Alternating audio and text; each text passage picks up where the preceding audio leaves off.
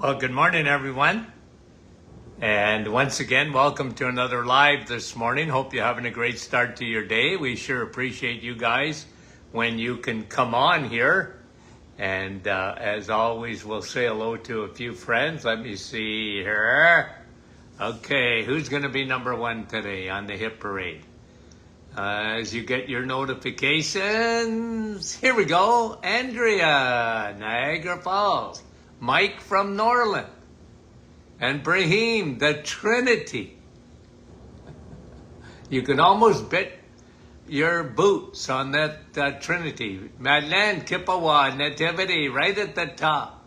Janice, Brampton. And Wendy from Wasaga. And Lynn from Aurora, good morning. Jocelyn, Sturgeon Falls, bonjour. And who's that in Peterborough? I couldn't see. Kevin, Oshawa, Shirley, Twin Gate, Newfoundland. Nick from our stop. And Little Current, who is that? Annette. Stink, I can't see it. Leela, how are you? Let's just bring this over here to my chin. Rose, Fran, Sue from Bolton, how are you? Vanda, P-E-I, Linda, I think that's a little better. Now I'm seeing the names. Darlene, Denise, I don't always see them. John and Linda, Fenland Falls, how are you? Rosalinda, Niagara Falls, happy Tuesday. Cindy, Maureen, good morning. Berishon from Quebec, Lise, Dowling, Wanda, Ridgeway, and we must have a better internet. I don't know what you're... Rita, and Melika, Wendy, there she is from Markham, Mary, New Brunswick, Veronica, and who is that? Gertie, hi Gertie from Burlington, Serpa, a dear friend from Dowling, Francis, good morning. Sue, in the clouds. Sue, love you anyways. Lorraine, how are you? And a couple of more. Doc McEwen from West Tennessee. Georgie, Halifax, Nova Scotia. And Marlis from Manitoba. Lise, bonjour. Margie, sunny Kansas. Gary, snowy Bolton. Maria, Oregon, how are you? Noeline, New Brunswick. Judy, New Brunswick, right Judy? Suzanne, Edmonton. Couple of more guys. Rochelle from La Crosse. And Luella, West Tennessee. Jean, Windsor. Cheryl, how are you? And Patricia from Florida.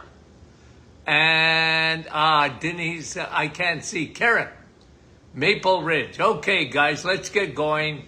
Norma is in Freeport, Bahamas. Wanda, Marilyn from Myersburg.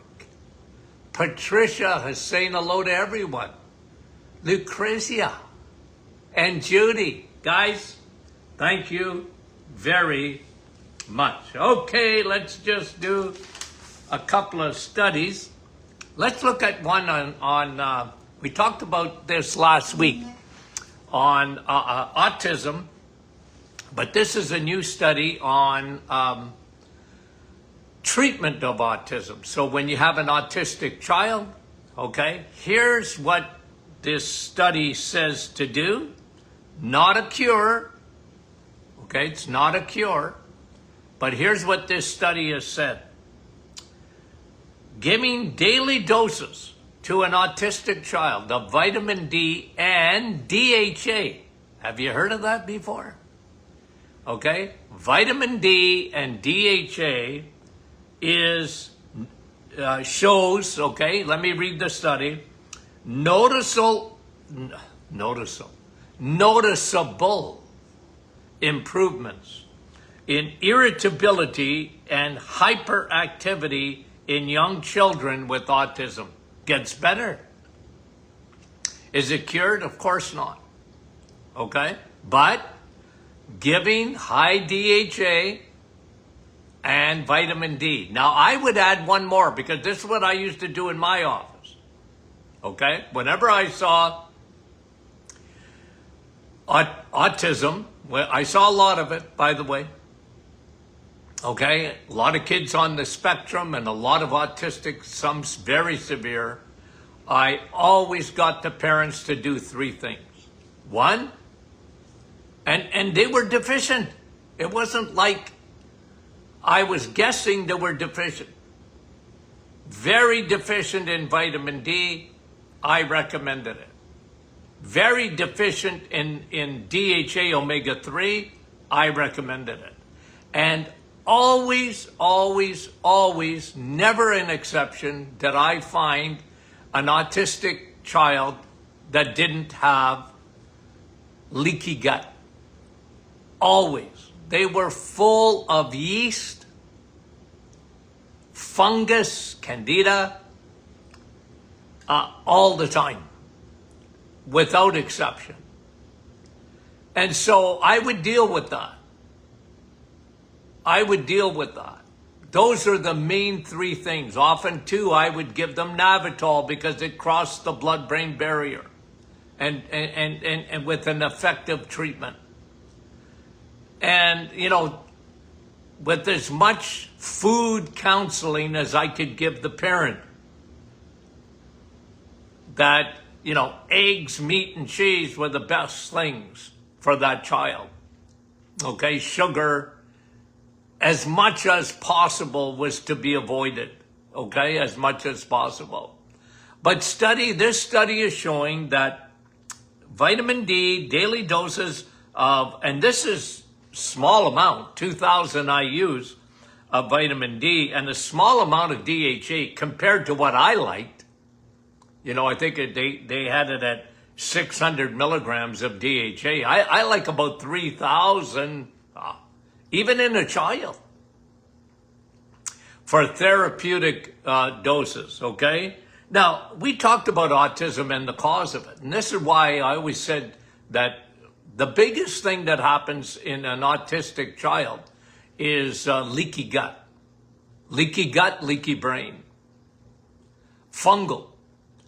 And with the transport of heavy metals into the brain, because that's what yeast does. It's a carrier of mercury, lead, cadmium, and toxins. Okay, so leaky gut, leaky brain.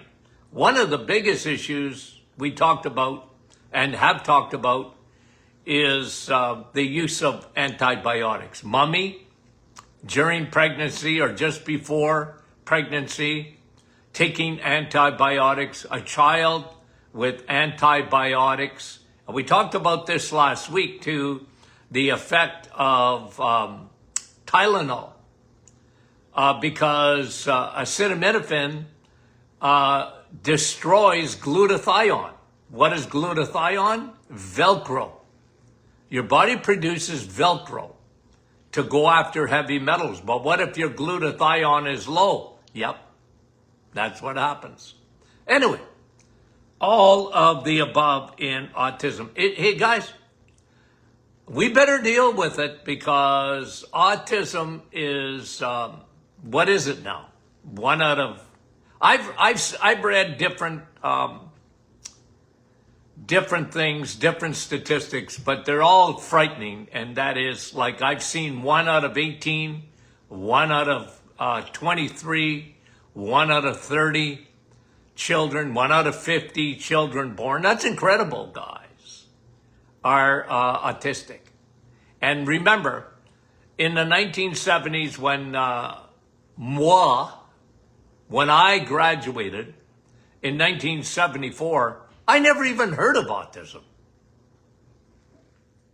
Okay? I'm sure there was probably some cases of it, but if there was, I never read about it, and I never even read or studied autism until, I'm going to say 1979, where I heard about it. I mean that, guys. Okay? We live in a different world today. And part of it is because of the toxic soup in which we live. No doubt about that. But how do those heavy metals get into the brain? Leaky gut. Okay, if we're surrounded by all these toxins, how do they get into the brain that affects the brain? Leaky gut. And fungus. Yeast. Okay. And this is an article, I won't comment to it, we already talked about it really. How chemicals, okay, this is just an article, how chemicals are making us fat and sick. Well, we talked about autism, okay? And the other thing is that we have put estrogen on steroids. Yeah, we put estrogen on steroids. Why? Because all these chemicals, all these pesticides, all these household products, furniture. I was reading, let me read it to you. I think I have it right here. Chewing gum, for heaven's sakes. You get microplastics in gum. Like, is there anything we can do to get away from it? Nah. Okay? Not unless you're planning to go with Elon Musk to outer space. Because if you live on this planet, if your address ends with planet Earth, just understand you're surrounded, you live in a toxic soup. It's just the way it is, guys.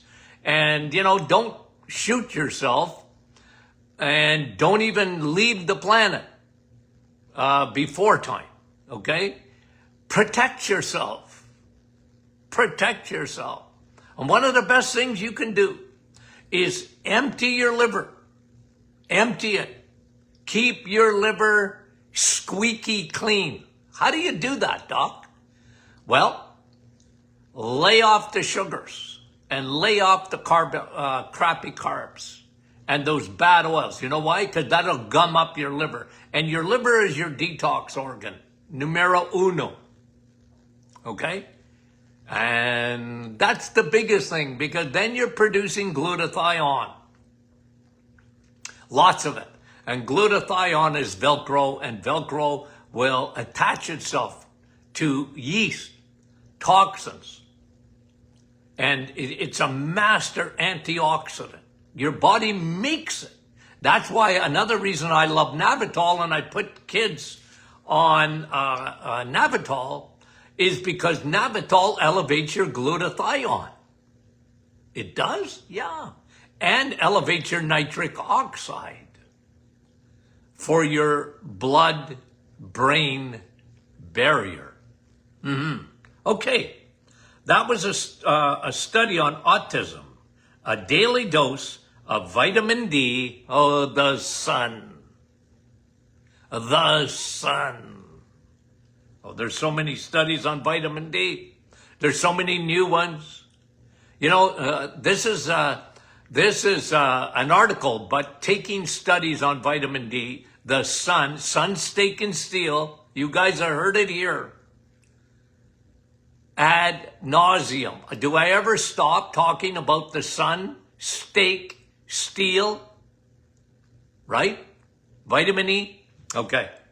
On this one it says, if you're not getting in the sun, okay? Not if you're getting in the sun, because that's mainstream medicine, okay? Oh, the sun, it'll kill you. The sun will give you cancer. The sun. And you know how many people believe that? Unbelievable amounts of people. But you know what they're saying in this study? Okay? Looking at a combination of studies. Okay? You know what their conclusion is? If you're not getting in the sun, and good luck if you live in Canada in the winter. Okay? I don't know about climate change, okay? I don't know about climate change, but I know one thing in Northern Ontario, the climate changes. But we get a lot of winter, okay? Like a lot of it, okay? And we're still getting it. It's April Fools, meaning that if you live in Northern Ontario, don't be fooled. Winter ain't over yet, quite. Unbelievable. But anyway, okay? Here's what the study said. If you're not getting in the sun, it's worse than smoking. You might as well be smoking. Can you imagine? Something I've been saying for 50-something years. Get in the sun. The sun won't kill you. The sun will save you. Vitamin D. Linus Pauling won a Nobel Prize on vitamin C. And he wasn't talking about coffee. He was talking about the other vitamin C, ascorbic acid. I loved Linus Pauling. I thought he was a genius. But I always said this, even in the 70s, you know what I said? He only missed out by one letter in the alphabet. Yeah, he was talking about the importance of vitamin C, which it is. Okay? Now, he didn't know about the real vitamin C coffee. But he missed out by one letter in the alphabet because he wasn't talking about vitamin D. And he should have been. And I was right about that. Vitamin D. And you know what? If your vitamin D levels are low, you might as well be smoking. That's what the studies are saying. The same thing happens in smoking. You know what smoking does, guys? Is there anything good about smoking? Is there any doctor left in the world? Any doctor that would tell you, you know what I think you need to do? You need to start smoking. Now, they used to say that. 9 out of 10 doctors choose Camel cigarettes. Guys, if you think science is settled, okay? Remember what the science was in the 1940s and the 1950s. Here, have a cigarette. It's good for you. You'll cough out all your toxins. Okay? Well, that's stupid. Well, guys, you know what else is stupid?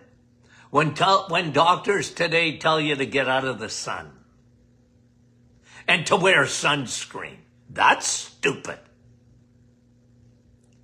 Because they're showing, when they look at all the studies of vitamin D, all of the studies that are come out. I always used to tell people, when they tell me one thing negative about the sun, I said, I got 150 studies to show you the benefits of the sun, including your skin, including melanoma. And they go, what? What? Melanoma? That'll kill you. It's a skin cancer caused by the sun. No, it's not. It's a skin cancer, all right, and it's the worst of all skin cancers, but it's caused by the lack of sun.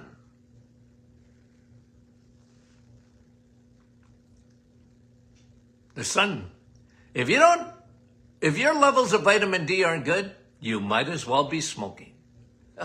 I flag that article and I just go, holy moly, I like that. Well, I like it because it's true. And it's hard to convince people today. Because they got stuff in their craw. It's like cholesterol. It's hard to change people's opinions, right, on cholesterol. I'm so worried about my cholesterol. Well, me too. I'm worried about cholesterol. I'm worried it's too low. It's the opposite of what you think. Now, not you guys. My audience, no, you guys know better. You guys are smarter. You guys listen, Linda. You listen. And they put all this conglomerate of studies, and they said, if your vitamin D is low and you don't get in the sun, which is the best way to get vitamin D, by the way, you might as well be smoking. You got a loaded gun pointed right at you when you don't have enough vitamin D. Crazy, eh? Okay, I got time to let's do some cholesterol. I hate to do it because, well, I shouldn't say I hate doing it. But it came out, okay? Now, okay. This is a Framingham study. Again, the studies on vitamin D, they took a meta-analysis of the studies of vitamin D and said, if your vitamin D is low and you don't get in the sun, you might as well be smoking. Here's another one, but this one is on cholesterol, okay? They looked at all the studies without any preconceived ideas. If anything, they figured, we look at all the studies on cholesterol, we're going to find a link to heart disease. You know what they found? Just the opposite. That's what they found. Okay? This is a review, okay? The more cholesterol you have, the longer you live. The more cholesterol you have, the longer you live. And you go to your doctor's office and they scare the living life out of you. Yeah, just yesterday, somebody's commenting on our private Facebook group. I went to my doctor and my doctor scared the life out of me. Dr. Martin, I'm so confused. Help me. Well,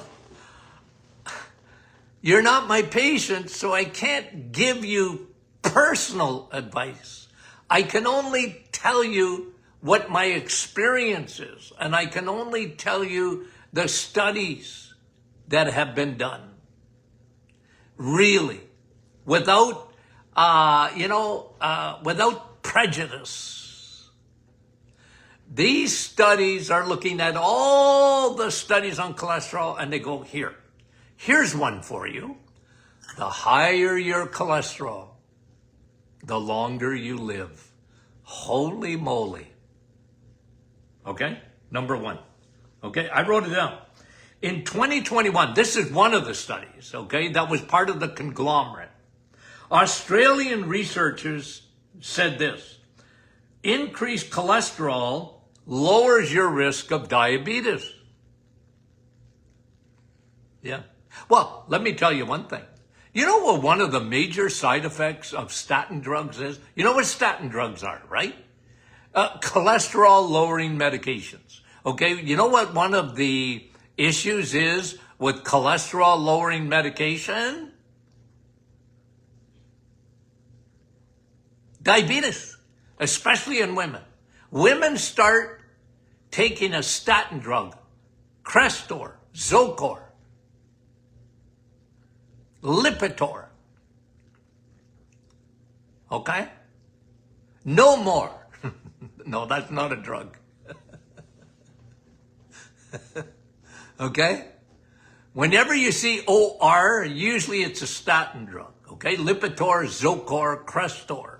And they lower your cholesterol. Okay? And research in Australia says the lower your cholesterol is, the higher your risk of diabetes. Well, holy moly, who knew?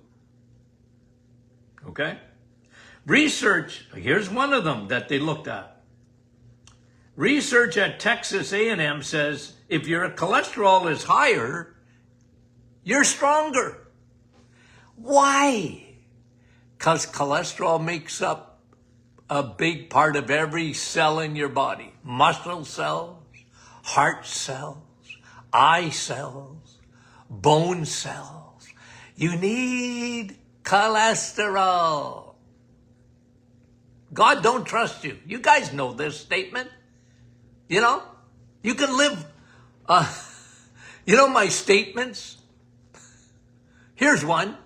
God don't trust you. Your body produces 85% of the cholesterol you need. God is only depending on you to eat 15% of it. Eggs, meat, and cheese. And cholesterol, by the way, is only found in the animal kingdom. Why are plants, fruits, and vegetables, you see it all over TV, okay? I was in an office yesterday, and it said, you know, keys to health, fruits and vegetables, right at the top.